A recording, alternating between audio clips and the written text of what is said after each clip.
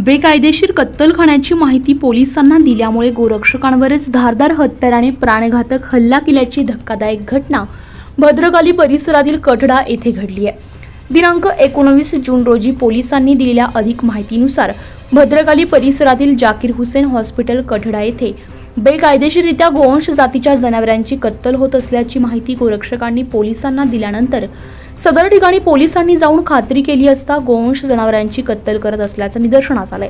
पोलिसांनी तात्काळ कत्तलखाना बंद पाडलाय।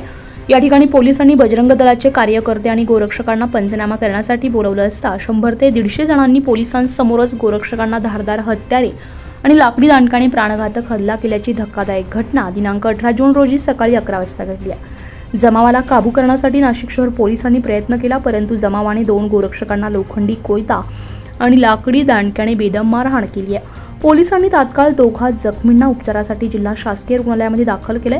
यावेळी जिल्हा शासकीय रुग्णालयाबाहेर बजरंग दलाच्या कार्यकर्त्यांनी मोठी गर्दी करून हल्ल्यातील दोषींविरुद्ध कठोर कारवाई करण्याची मागणी केली आहे। या प्रकरणी भद्रकाली पोलीस ठाण्यामध्ये दिनांक 18 जून रोजी रात्री 8:30 वाजता गंभीर मारहाण केल्याप्रकरणी गुन्ह्याची नोंद करण्यात आली आहे। पोलीस आयुक्त संदीप कर्णिक यांनी याबाबत अधिक माहिती घेऊन संशयितांना तात्काळ अटक करण्याचे आदेश दिले।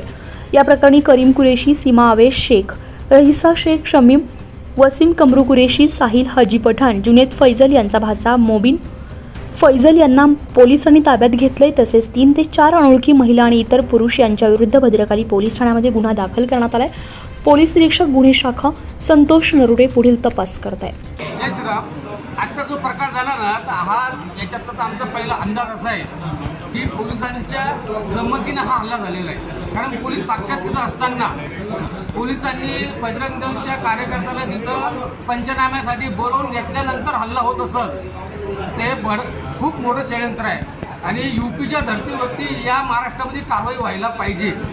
जर असं जर या सरकारच्या ध्यानात येत नसेल, कारण की तिथं 4 पोलीस प्रशासनाचे हजर असताना तिथं जर यांच्यावरती लाठी काठी कोणत्याने जर हल्ला होत असेल तर हे भयानक आहे। याचा अर्थ आहे की प्रशासनाचा यांच्यावर अंकुश नाही आहे आणि हिंदू समाजाला वेळोवेळी दाबण्यात येते।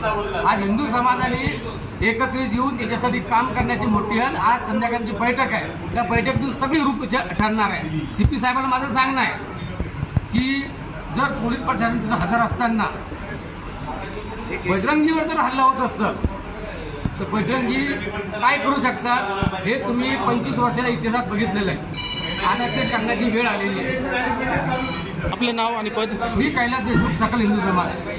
झाला काय सांगणार?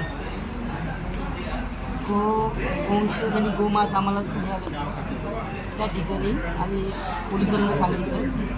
पोलिसांनी पंचनाम्यासाठी आम्हाला बोललो असताना तिथं आमच्यावरती साधारणतः 200 ते 250 रुपयांनी हल्ला। ओळखीचे का त्याच्यामधले गुन्हे? नाही। तुम्हाला कशाने मारलंय? ते साधारणतः जो मॉब होता त्याच्यात कोयते दंडुके सगळ्यांनी आमच्यावरती मारहाण। या संदर्भात पोलिस या ठिकाणी आले का? येऊन हो, आता येऊन। हा कुठल्या हद्दीमध्ये, पोलीस स्टेशनच्या हद्दीमध्ये घडलेला प्रकार आहे? त्या ठिकाणी भद्रकालीचे पोलीस आले होते का? भद्रकालीचे पोलीस पंचनाम्यासाठी आलेले होते। पंचनाम्यासाठी त्यांनी आम्हाला बोलवलं असताना आमच्यावरती आले। त्या लोकांवरती कारवाई हो म्हणजे आपण काय आवाहन करणार? सध्या माझी मानसिकता तशी नाही केली, बघूया। उत्तर महाराष्ट्र लाईव्हसाठी अश्विनी पुरी, नाशिक।